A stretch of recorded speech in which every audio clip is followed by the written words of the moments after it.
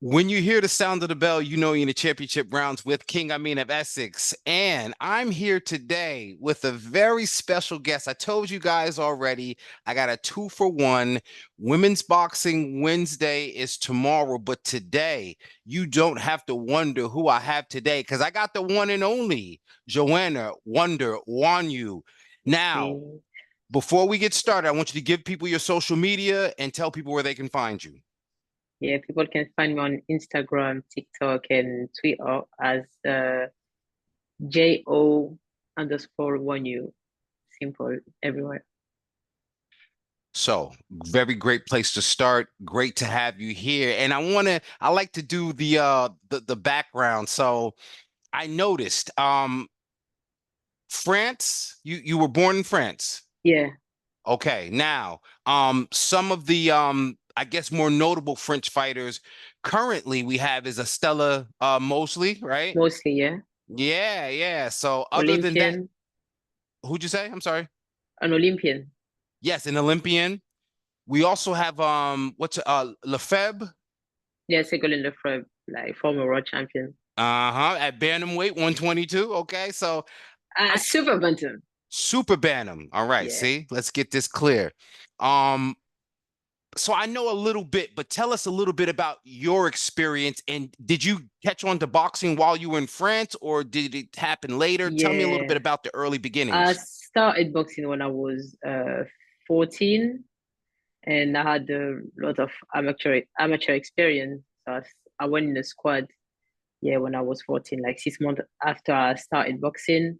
And I had to get a lot of experience with them. I've done the European, the Worlds, and all of that, the nationals. Then I turned pro when I turned 2021, and I had my first fight in France, and then I moved in London. So let's go back a bit. What were you doing, that you decided at 14, right?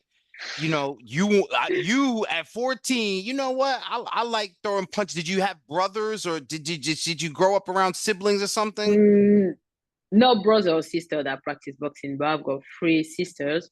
They Okay. are they have nothing to do with sport. I was just this kid. Like I want, I like to have a lot of activity, a lot of going around, and I was just going to school, going back home. I was a bit bored. I was like, yeah, I need to try something else than break this routine. And I spoke to one of my friends in my classroom. She said she knows this boxing gym. So I say, okay, let's try. And then I tried. I did not enjoy it first time, but then I kept going and there I am. And again, not trying to stereotype you. No, did you have any other sports or interests? Did you do dance when you were younger? Yeah, when I was younger, I've done gymnastics and yeah, that's it. Okay. And just as an aside, what I've noticed, especially with the European fighters, with the Eastern European fighters, especially, dancing is a very integral part of their training, so their footwork essentially. And I've noticed that, people that dance, even myself, even at this advanced age, I Yeah. become a hell of a dancer the more that I train. Is I got it? moves I never knew I had. So were you able to translate any of that, or is this is just like night and day? Like, forget about that. Yeah, not really. I've never practiced dancing. I'm just, yeah, pure Okay. boxer now, I think. Fair enough. Fair enough. So you said when you came to London is when you turned pro, correct? Um, Or After I slightly turned pro, because I had my first free fight in France. okay. And that was in 2020, correct? About Yeah, from 2020, 2021. okay. Yeah. Now, what I noticed was that you turned pro, and in your third bout, you fought for was it a French was it Yeah, for the domestic national title? title. Yeah. Okay. What was that experience like? Because you said yourself you were kind of fast tracked. Yeah.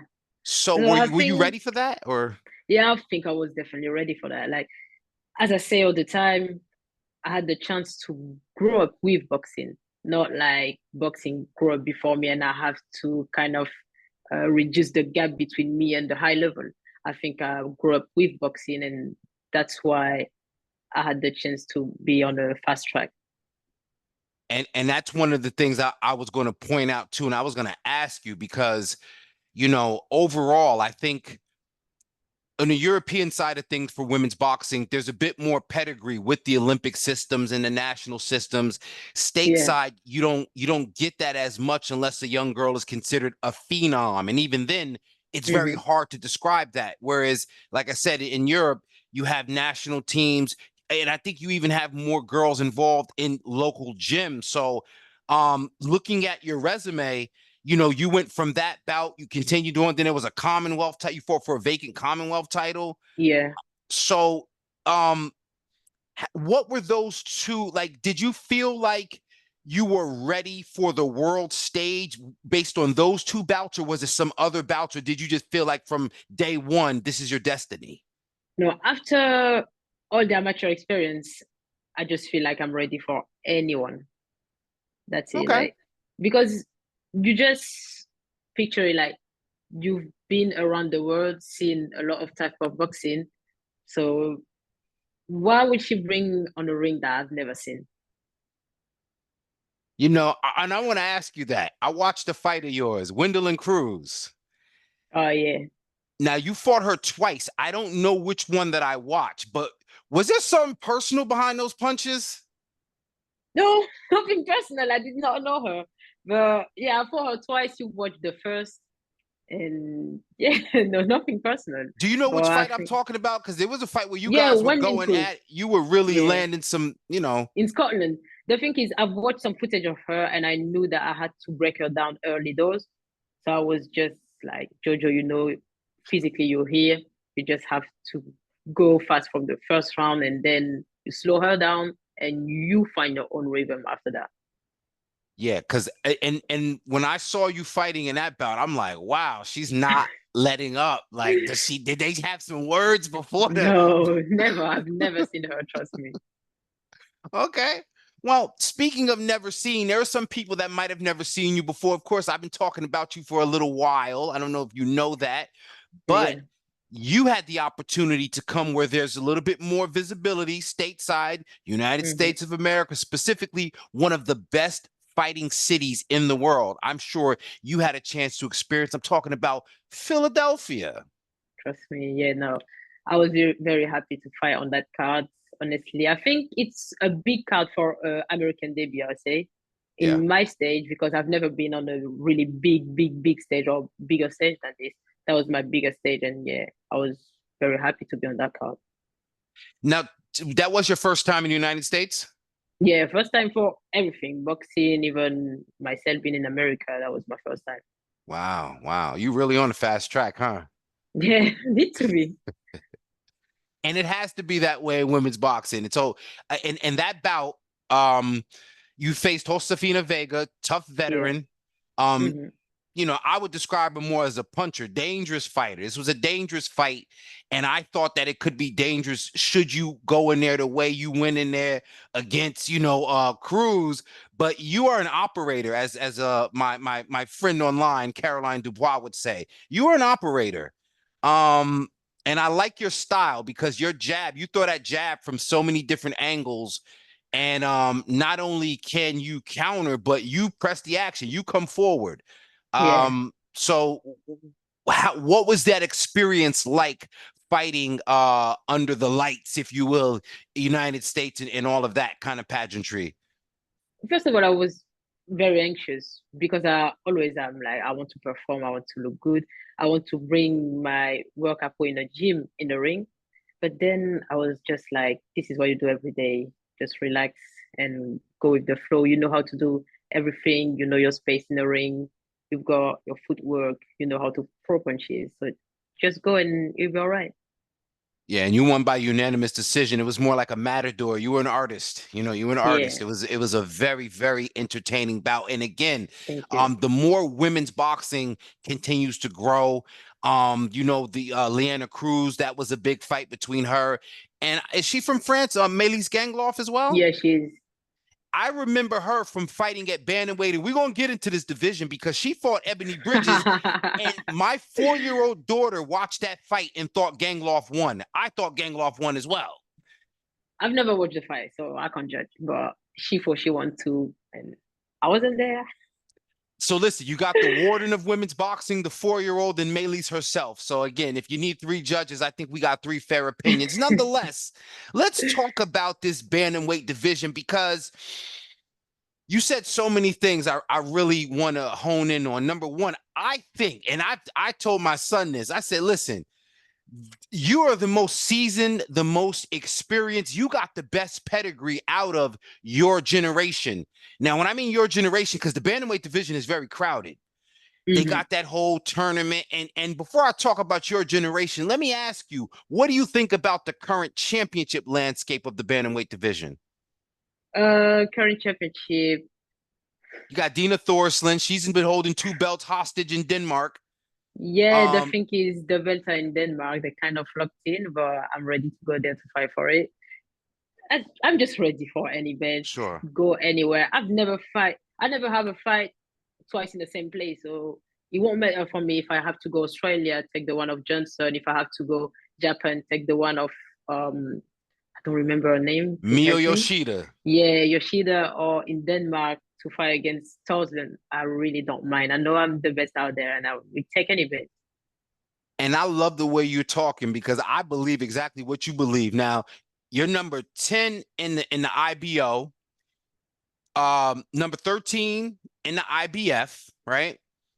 And I said to myself, forget about them numbers. I know 2 ladies for a fact, respectfully, I think they're good fighters. You take them to the park. Bree Howling, I think they keep her away from you. Brittany Sims, I think physically you guys might have a more of a challenge. Brittany Sims is 6-3 out of Ohio, a little bit slim, kind of tall girl. I think that's a bit more interesting fight. I think you put Bree Howling to bed. But my point is that these are 2 fighters that they're kind of on the outside of this whole bantamweight championship landscape as well. And the only thing I could think of is, kind of taking those ladies' position because these women are going to be so preoccupied. We got to wait for Dina to get a visa to come over here and contend with the titles. We got to see what Yoshida and Sharetta Metcalf does. We got to see what happens with Shernika Johnson and either Nina Hughes or Jamie Mitchell. So we got so many champions, and I'm afraid that either now, if the bantamweight tournament doesn't happen, I'm gonna see if I can talk to Lou DiBella. And when I say talk to him, I mean Please harass talk him to him. online. Trust go me. ahead. Just tell him my name. He'll watch a video and he'll make something about it. And that's what I'm thinking. But where do you think you are ready for like that generation that I said, like Bree Howling, Brittany Sims, or you want to go straight to Honestly, you want Yoshida? Yeah, I want the belt. I don't know the 2 fighters you talked to me about. I'm not gonna lie. I just want the belt, and I think I'm ready to, even if like you told me about my ranking. Yeah, I never watched the ranking. Must be below like the 10th, but I think I have the ability to go over them and just fight the champion.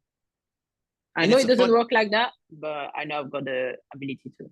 Well, the interesting thing is, especially like in the WBC, most of the people that are in like 1 through 5, they fight at 122. So, chances are, if they got called, they may or may not be around, which brings me to the next best name. And you said she's a friend of yours. I'd love if she was a friend of mine, but she's like ranked very highly in a lot of divisions. And did I say her name right? Jessia Marcel? Yeah, that's good. Okay. Now she's ranked like number 6 in the WBO and in different divisions. She's ranked very high in the top 5. Do you guys have similar journeys, and do you guys talk about what if we have to meet one day? Like, what are those conversations like? We never talk about if we have to meet one day. Honestly, it's something I don't think will happen. But we've got similar journeys, I would say, because we're from the same gym. Ooh. Okay. We've been on the squad together. We were just not in the same weight class. And yeah, we try to not make it happen, but there is too much girl that I want to fight over her that sure won't happen. It's so, like I said, it's so many champions, it's so many, content prospects that want to be contenders. You guys don't even have to look in each other's direction. That's the thing. And I'm glad to know that, because I said to myself, I said, who's this other young lady from France who seems to be very similar record? And I'm like, I never heard of her, but I got to do my homework. So I'm glad to know that there's some sort of degrees of separation, if you will.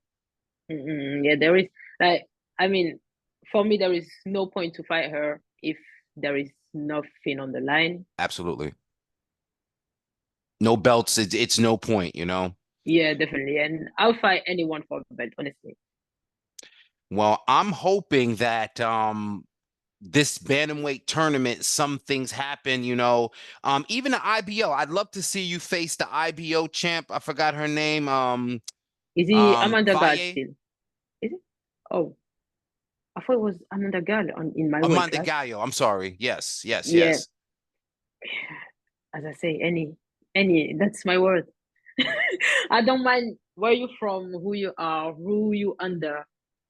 Just bring me, because obviously I think they all have a promoter when they fight. They're usually home fighters, and I fight nowhere near home. So just Yeah. put me anywhere and I do my fight. Now, who's your promoter? Are you with the Brian Cohen Promotions or? Yeah, it was a Cohen promotion, but I'm not signed with a promoter. Okay. Brian is my manager. Okay. Okay. Good. Good. Good. All right. Yeah. So I'm hoping that even if it's another opportunity stateside, because like I said, if Mm. this bantamweight tournament kicks off, you know, and even if I just thought of an intriguing prospect, if Jamie Mitchell has to wait for the winner of Nina Hughes and Shernika Johnson, or vice versa, if Jamie Hughes, Jamie Mitchell, I'd love to see you and Nina Hughes. I personally, I think you're too like size wise, the jab eats her up all day. Her arms are too short to box with you. I just don't see it happening. Um Oh my god. no, this is me. This is my I watch That's enough. your opinion. That's my I've got my opinion. opinion on any girl that has a belt against me. So you got yours and you're right. You ain't gotta wonder who I'm picking. So listen, I want to thank you for this Thank you. opportunity, because this is a, I explained to you, I'm very passionate about women's boxing, and I believe that women's boxing is you saw what happened this past weekend with Michaela Mayer and Ryan, you know, Yeah. just even as much controversy as it was around it, I think it still brings a light to women's boxing, because No, you're right, after all definitely. of the whatever, it was still what they're calling a fight of the year candidate in the ring, you know? Mm-hmm. Um, fighters like Alicia Bum, and you fought on a great weekend. That's the other thing too. You fought on a weekend where there No, was you're right. so much Yeah, yeah, yeah. So historic much women's boxing. boxing, yeah. Do you have, or were you inspired by a female fighter, or was it more by a male fighter, or you just were inspired by your own determination? I'm inspired by my own determination, but I watch a lot of Clarissa Shield. I watch Beatrice Ferreira as well. Mm. And yeah, both of them. And I watch male boxing as well for because they've got a lot of skills, and that female boxing, a lot of skills, attitude now. And yeah, I like to watch them, just take what I can take and put it in the ring. I try. Do you do you do film study? Like, do you, if you have an opponent, do you try to find footage on them and stuff? You just Uh, I give it to my coach more if he can do it, because I think I can watch a fight, but studying is another level. sure. No, I get that much.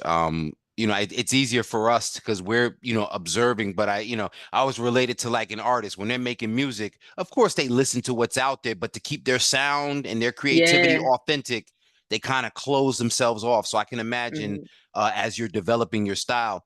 And it's funny you mentioned Beatrice Ferreira, because in that Wendell and Cruz fight, that's where I saw you. It was it was a technical brawling style you used, which is what I call Beatrice Ferreira. It was a lot of punches and fast combinations, but you would kind of shift your foot so you can catch her and trap her a little bit, get her in an angle. You know what I mean? Yeah. The thing is, Um, I've been watching her from when she was amateur and not only on videos, because I had the chance to meet her. So I was watching her even sparring, and the way she's relaxed, I just like that. So I try to go with what she's doing. I studied, and I'm just like, yeah, that's good. And it looks effortless. She makes boxing look so easy. Yeah. What do you think about pros in the Olympics? The Olympics just passed. Do you think that pros have a place in the Olympics? Because Ferreira, of course, won. And Yeah. now she's back in, the professional ranks. Some people feel, and the opponent she beat is also a long-time Olympian that kind of never Hmm. turned pro. Yaira Gonzalez, and I kind of fought staying in that Olympic system, but what do you Listen, think? the thing is, boxing's too hard to just focus on one side if you think you've got the ability to do both. Do both. We're all looking for something. We're all looking for success. If you can grab it as an Olympian, as a pro fighter, just do it. People that are gonna criticize are only that because they would not do it. And why would you not do it? Because you don't think you have the ability to do it. That's it. So yeah, I think it's not a bad thing, definitely. Would you consider if France came calling and they're like, "We need you. We need some gold medals. Come on now, you and Jessia, come on. We need y'all back." Why not? Yeah, why not? Yeah, no, that would be great. That'll be great. And again, it keeps you active, sharpens Yeah, your skills, and women fighters, unfortunately, don't always have the opportunities. So, you do have to find a way to keep yourself busy, especially when, you're waiting for championship fights or fights of significance. yeah. Um, I think that I'd like to leave it right here, but before I go, I want you to just give the social media one more time so people can follow because I can imagine I cover a lot, the bantamweight division. The Yeah. bantamweight division and the featherweight division are my two favorites. I Uh bet they're the most like there is a lot of movement on them ones. yeah, yeah. So give the people your social media. Yeah, so you can find me on Twitter, Instagram, and TikTok as JO_Wonyou, WNWONYOU, sorry. Absolutely. Ladies and gentlemen, I've had the pleasure. And when this woman becomes a world champion, I'm telling you, King Amin is on the cusp of women's boxing. It is me, the warden. I love this so much. And I love that you took the time to share your story. And No, thanks to you. It was nice to meet you. are there anything in the future coming up? Do I got any exclusives or I need to quit while I'm I'm sorry, I ahead? can't even give exclusive to myself. I don't know nothing for now. But trust me, if I got anything coming up, I just text you. I've got your Instagram and I'll let you know. I appreciate you so much, ladies and gentlemen. This is what I do. I love it. Take care, guys. You too. Bye bye. Bye bye.